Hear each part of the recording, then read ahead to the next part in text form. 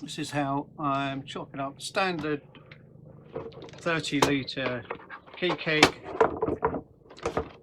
into face shields for key workers.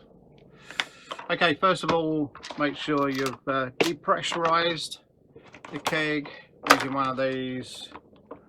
You can get away with using a screwdriver down inside there, but be careful, make sure it is depressurized before you start, otherwise you will be in trouble. What I generally do is try and loosen the top up a bit, and then I tend to want to use the top to put your feet on, and you can pull the bottom off quite simply. Remove the top. If you loosen it a bit first, it's easier to get off because it does tend to squash if it's tight. Okay, we need a bit of a guide. This guide is actually for a 20-litre, but it's still fine for this 30 because at least it gives me somewhere near to cut. Draw around that. Getting into the key keg, I tried drilling, cutting, using scissors, all sorts of things. The way I've found best is to use a hole saw like this. Try and avoid the membrane inside because the drill will pick it up and get tangled, although that's not a tremendous problem. Right. Just cut down onto there. There's two layers you need to go through. This is the point you notice if you haven't depressurized it.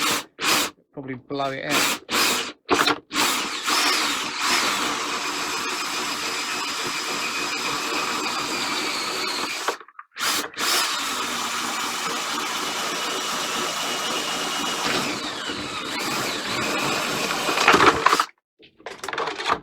Okay, it's a nice clean hole. Now I'm doing it about that size purely because I've been using an air cutter and it's a lot easier to get into it. If you've got burrs and things, it's a bit difficult to get the cutter started. Here's my air cutter. So I'm using the black line just as a guide. You will notice there's marks around here where the top's been on that you can use as a guide as well, but the black line does help a bit.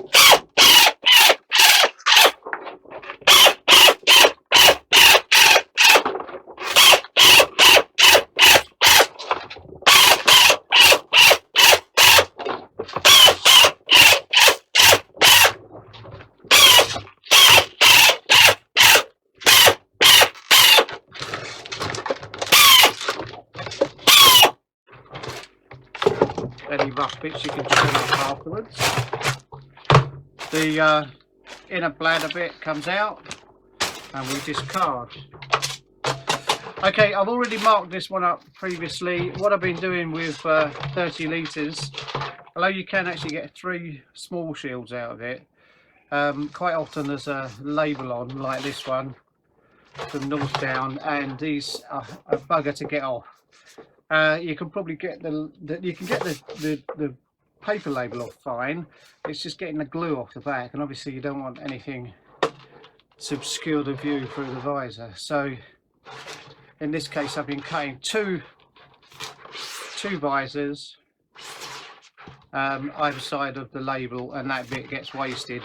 It's a shame, but it's actually more hassle trying to get that bit off. So I cut down here. The label inside is a bit of a pain with this cutter because it does tend to jam, as you'll probably see.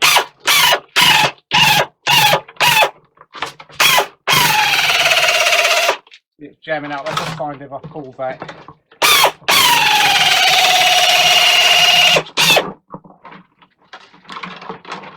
Now, what I had done in the past is actually rip the label out so it could get cleaner cuts elsewhere, but what I found is the inner doesn't line up then, so I just have to grin and bear it and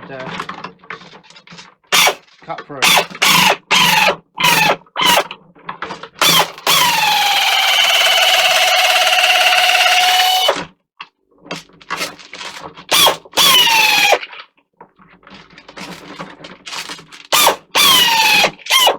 Just missed the end a bit there slightly.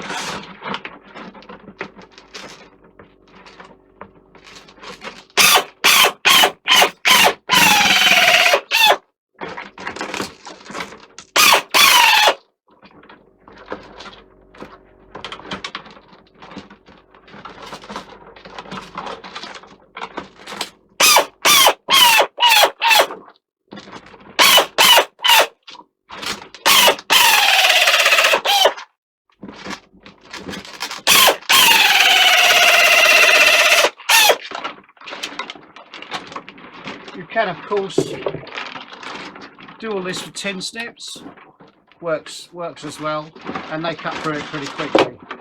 Right, once I've done the 3 cuts, I take the inner out. As you see that's got a curved bottom on it. Chuck away the labels, unless they're beaver tail, which you probably want to keep.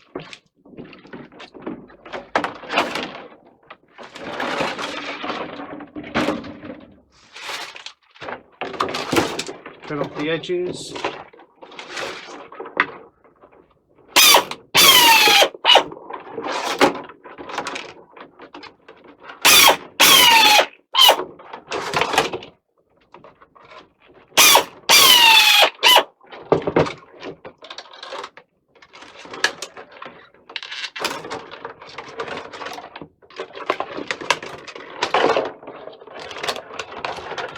Right, so that little panel I discard.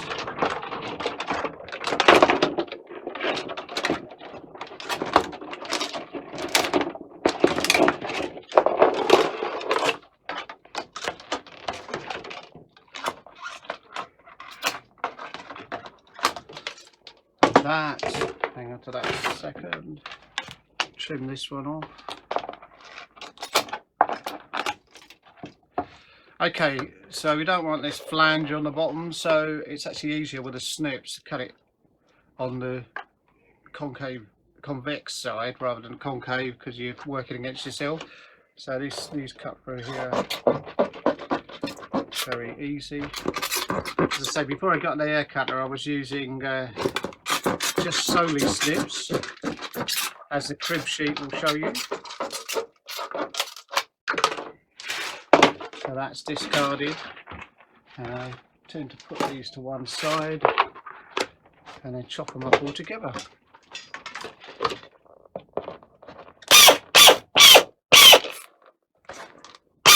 Okay, so use the air cutter.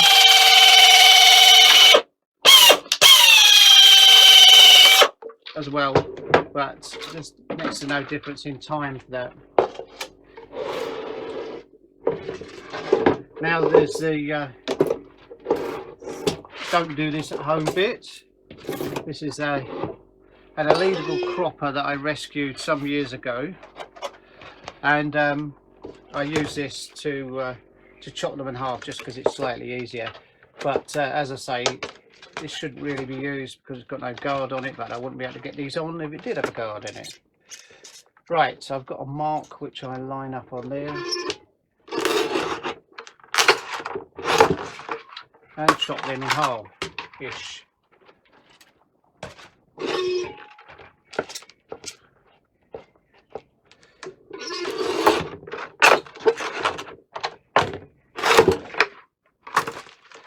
Okay, that's the outer bit. The inner part I will finish off.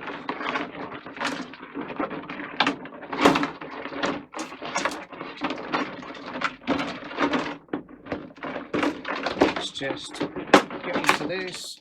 Have you noticed there's a sort of ridge around there, which on the 20 litres it's handy to run round it, like the black line I run round before. I tend to go about 20 centimeters in from there. Anyway, I just need to get as far in so I can get to it.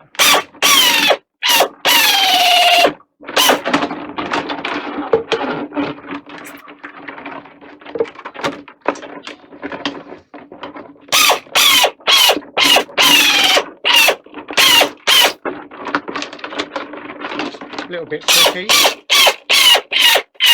It was the squash. Bad time, I could put it on a former of some sort. It's not overly hard.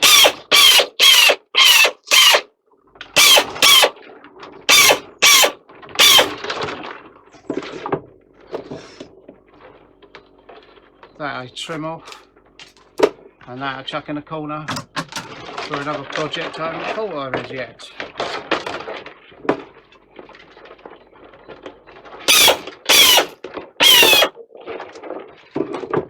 That's the other bits.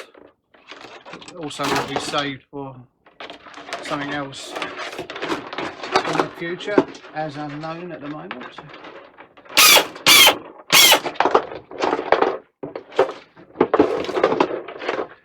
And there we have the two inner bits. They tend to be always a lot cleaner because they're obviously on the inside, unless there's been a spillage, in which case you need to wash it all off. Yet again, let's chop these.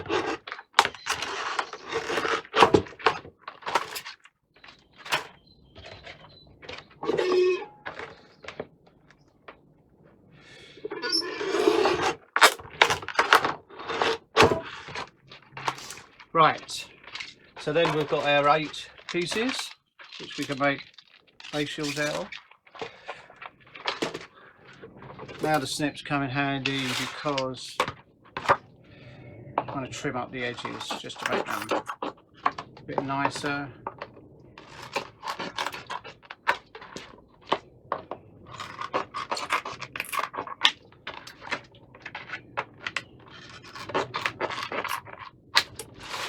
Right, and so that basically is the shield, as it were. I punch the edges and attach a foam block there and some elastic to it, and that is basically it. So you can get 8 of these out of one key keg, either 20 or 30 litre. Thanks.